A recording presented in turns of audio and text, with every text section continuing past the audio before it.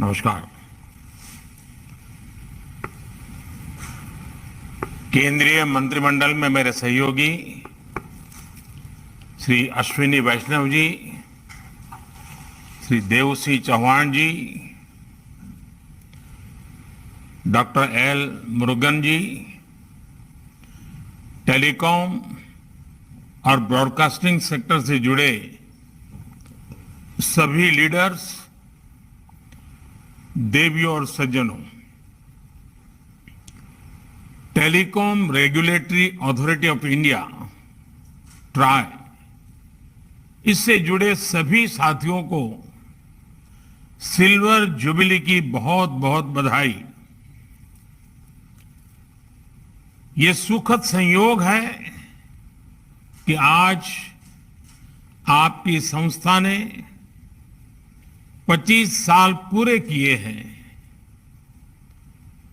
तब देश आजादी के अमृत काल में अगले 25 वर्षों के रोड मैप पर काम कर रहा है, नए लक्ष्य तय कर रहा है। थोड़ी देर पहले मुझे देश को अपना खुद से निर्मित 5G टेस्ट बेड राष्ट्र को समर्पित करने का अवसर मिला है।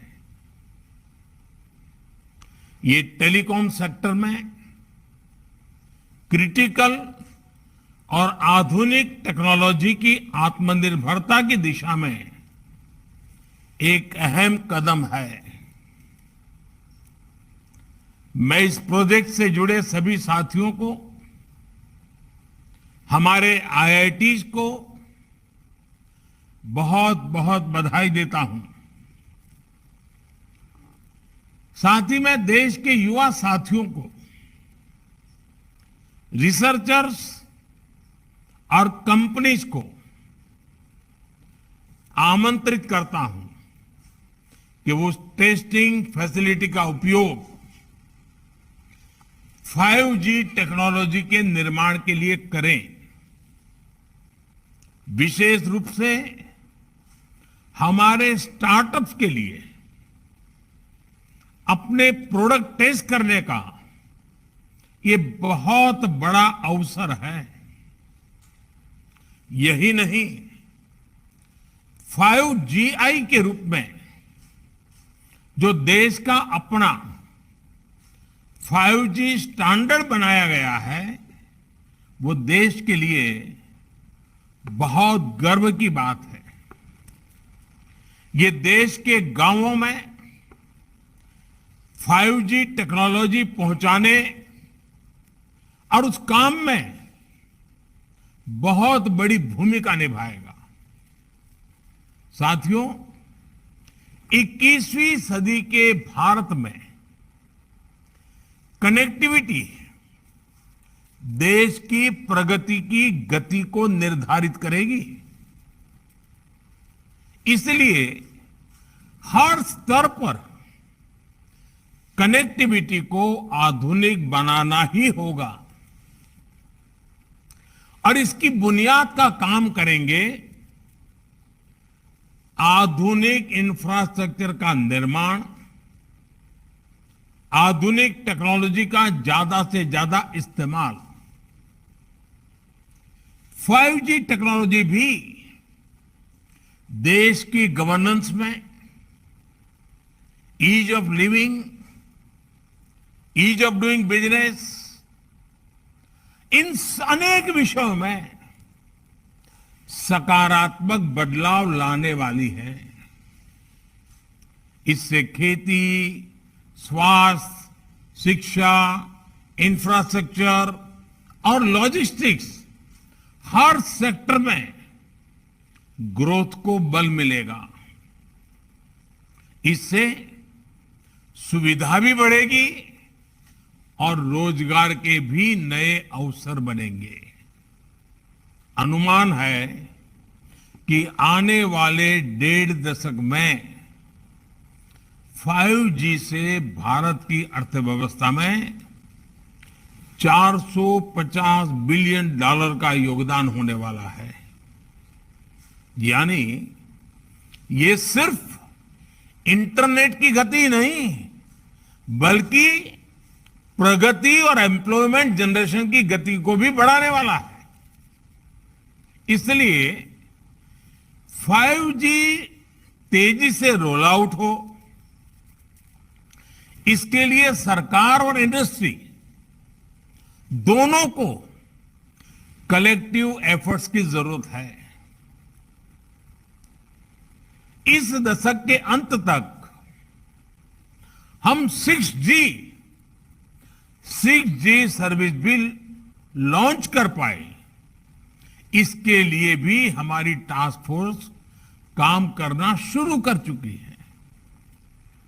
साथियों, हमारा प्रयास है कि टेलीकॉम सेक्टर और 5G टेक्नोलॉजी में हमारे स्टार्टअप्स तेजी से तैयार हो, ग्लोबल चैंपियन बने।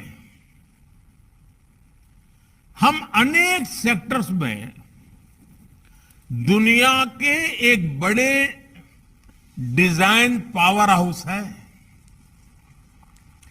टेलीकॉम इक्विपमेंट मार्केट में भी भारत के डिजाइन चैंपियंस का सामर्थ्य हम सभी जानते हैं। अब इसके लिए जरूरी R&D इंफ्रास्ट्रक्चर और प्रक्रियाओं को आसान बनाने पर हमारा विशेष फोकस है और इसमें आप सबकी भी बहुत बड़ी भूमिका है। साथियों, आत्मनिर्भरता और स्वस्थ स्पर्धा कैसे समाज में, अर्थव्यवस्था में मल्टीप्लायर इफेक्ट पैदा करती है, इसका एक बेहतरीन उदाहरण हम सब गर्व से कह सकते हैं, हमारा टेलीकॉम सेक्टर है। हम जरा पुरानी तरफ नजर करें, 2G का काल, 2G का काल यानी निराशा, हताशा, करप्शन, पॉलिसी पैरालिसिस, और आज उस कालखंड से बाहर निकलकर देश ने 3G से 4G और 5G और 6G तक की तरफ तेजी से कदम बढ़ाए हैं।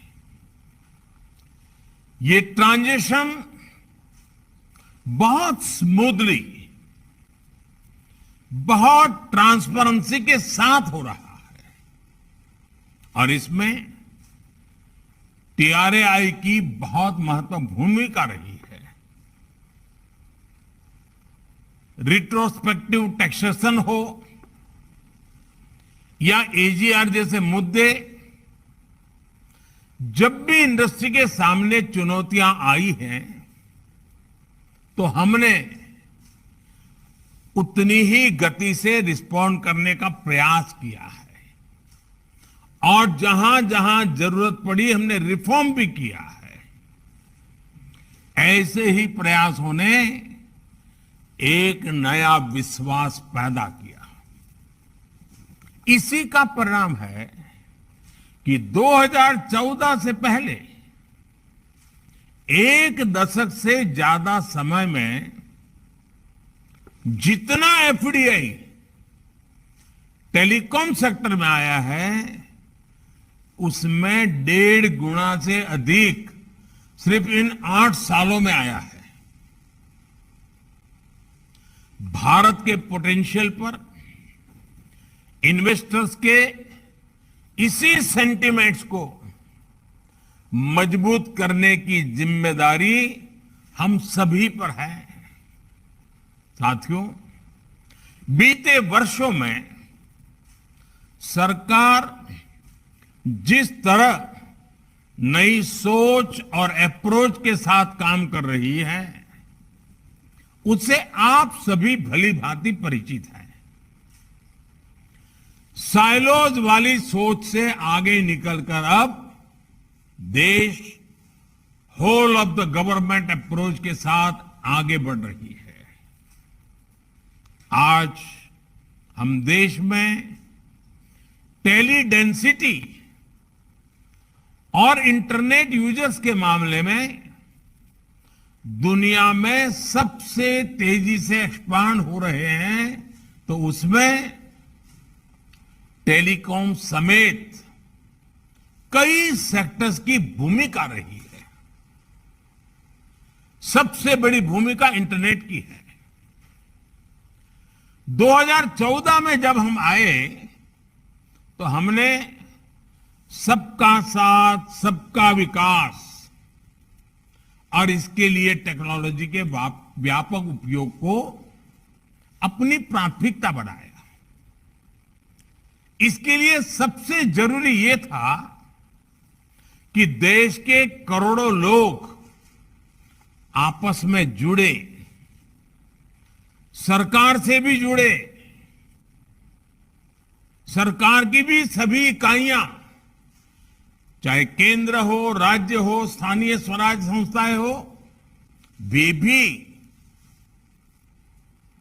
एक प्रकार से एक ऑर्गेनिक इकाई बन करके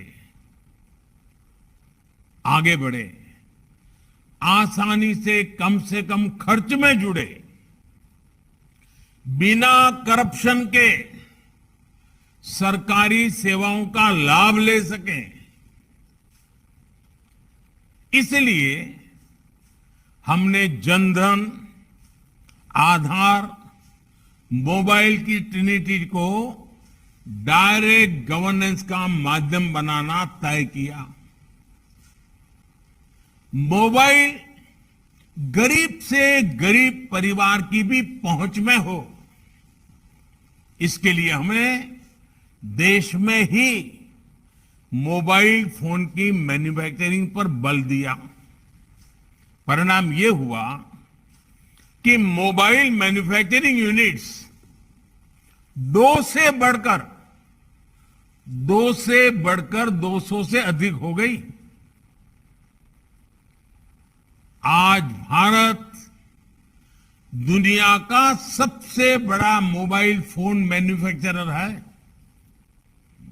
और जहां हम अपनी जरूरत के लिए फोन इंपोर्ट करते थे, आज हम मोबाइल एक्सपोर्ट के नए रिकॉर्ड बना रहे हैं। साथियों, मोबाइल कनेक्टिविटी बढ़ाने के लिए जरूरी था कि कॉल और डेटा महंगा ना हो। इसलिए टेलीकॉम मार्केट में हेल्दी कंपटीशन को हमने प्रोत्साहन किया। इसी का परिणाम है कि आज हम दुनिया के सबसे सस्ता डेटा प्रोवाइडर्स में से एक है। आज भारत देश के हर गांव तक ऑप्टिकल फाइबर से जोड़ने में जुटा है। आपको भी पता है कि 2014 से पहले भारत में 100 ग्राम पंचायतें भी ऑप्टिकल फाइबर कनेक्टिविटी से नहीं जुड़ी थी। आज हम करीब 2.25 लाख ग्राम पंचायतों तक ब्रॉडबैंड कनेक्टिविटी पहुंचा चुके हैं। कुछ समय पहले ही सरकार ने देश के नक्सल प्रभावित अनेक जनजातीय जिलों में भी 4G कनेक्टिविटी पहुंचाने की बहुत बड़ी योजना को स्वीकृति किया है। ये 5G और 6G टेक्नोलॉजी के लिए भी अहम है, और मोबाइल और इंटरनेट के दायरे का भी इससे विस्तार होगा। साथियों, फोन और इंटरनेट तक ज्यादा से ज्यादा भारतीयों की पहुंचने भारत के एक बहुत बड़े पोटेंशियल को खोल लिया है। इसने देश में एक सशक्त डिजिटल इंफ्रास्ट्रक्चर की नींव रखी है। इसने देश में सर्विस की एक बहुत बड़ी डिमांड पैदा की है। इसका एक उदाहरण देश के कोने कोने में बनाए गए 4 लाख कॉमन सर्विस सेंटर्स हैं। इन कॉमन सर्विस सेंटर्स में आज सरकार की सैकड़ों सर्विसेज गांव के लोगों तक पहुंच रही हैं। ये कॉमन सर्विस सेंटर्स लाखों युवाओं को रोजगार का भी माध्यम बने हैं। मैं पिछले दिनों गुजरात में एक कार्यक्रम में गया था। वहां दाहोद जिला जो जनजातीय क्षेत्र है, आदिवासी विस्तार है, वहां का एक दिव्यांग कपल मिला मुझे। वो कॉमन सर्विस सेंटर चलाते हैं। उन्होंने कहा मैं दिव्यांग था तो मुझे ये थोड़ी मदद मिल गई और मैंने शुरू किया, और आज वो 28-30 हजार रुपया आदिवासी क्षेत्र के दूरदराज गांव में कॉमन सर्विस सेंटर से कमा रहे हैं। मतलब ये हुआ कि आदिवासी क्षेत्र के नागरिक भी ये सेवाएं क्या है, ये सेवाएं कैसे ली जाती है, ये सेवा कितनी सार्थक है, इसको भी जानते हैं। और एक दिव्यांग कपल वहां छोटे से गांव में लोगों की सेवा भी करता है, रोजी रोटी भी कमाता है। ये डिजिटल टेक्नोलॉजी किस प्रकार से बदलाव ला रही है। साथियों, हमारी सरकार टेक्नोलॉजी को निरंतर अपग्रेड करने के साथ साथ देश के डिलीवरी सिस्टम को भी लगातार सुधार रही है। इसने देश में सर्विस और मैन्युफैक्चरिंग दोनों से जुड़े स्टार्टअप इकोसिस्टम को बल दिया है। ये भारत को दुनिया का तीसरा सबसे बड़ा स्टार्टअप इकोसिस्टम बनाने के पीछे एक अहम कारण है। साथियों, ये whole of the government approach हमारे ट्राई जैसे तमाम रेगुलेटर्स के लिए भी वर्तमान और भविष्य की चुनौतियों से निपटने के लिए अहम है। आज रेगुलेशन सिर्फ एक सेक्टर की सीमाओं तक सीमित नहीं है। टेक्नोलॉजी अलग अलग सेक्टर्स को इंटरकनेक्ट कर रही है। इसलिए आज कोलैबोरेटिव रेगुलेशन की जरूरत हुई हर कोई स्वाभाविक रूप से अनुभव कर रहा है। इसके लिए जरूरी है कि तमाम रेगुलेटर्स साथ आए, कॉमन प्लेटफॉर्म तैयार करें और बेहतर तालमेल के साथ समाधान निकालें। मुझे पूरा विश्वास है कि इस कॉन्फ्रेंस से इस दिशा में महत्वपूर्ण समाधान निकल करके आएगा।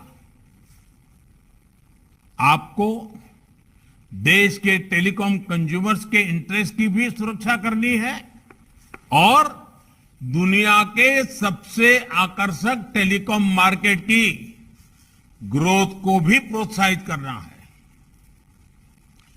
टीआरआई की सिल्वर जुबिली कॉन्फ्रेंस हमारी आजादी के अमृतकाल की ग्रोथ को गति देने वाली हो, ऊर्जा देने वाली हो, नया विश्वास पैदा करने वाली हो, एक नई छलांग मारने के सपने देखने वाली हो और साकार करने के संकल्प वाली हो। इसी कामना के साथ आप सभी का बहुत बहुत आभार। आप सबको अनेक अनेक शुभकामनाएं। बहुत बहुत धन्यवाद।